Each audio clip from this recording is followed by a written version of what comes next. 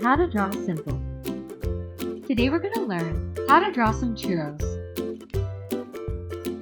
Let's start off by drawing a bag for the churros with a slightly bent vertical line like so. Then, mirror that on the right side like this.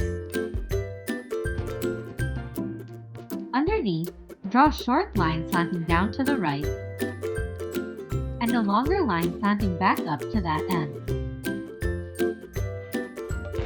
Coming down to the corner, add one more bent vertical line like so,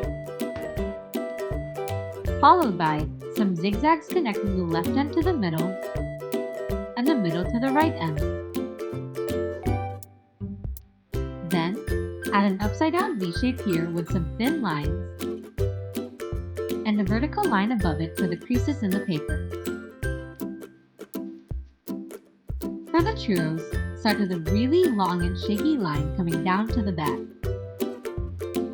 Then, a line across the top and back down on this side too. Do that a few more times for some more churros.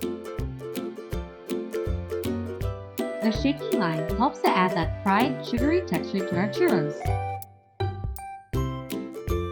Once you've drawn enough churros, draw some more long, shaky lines but thinner, running all the way down for the grooves in the churro.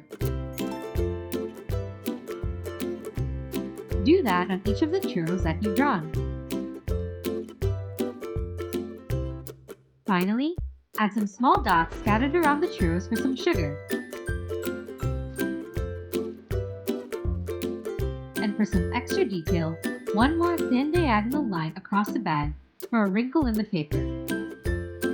And now you've got some churros.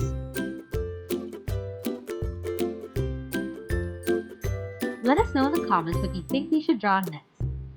And be sure to check out these videos for more.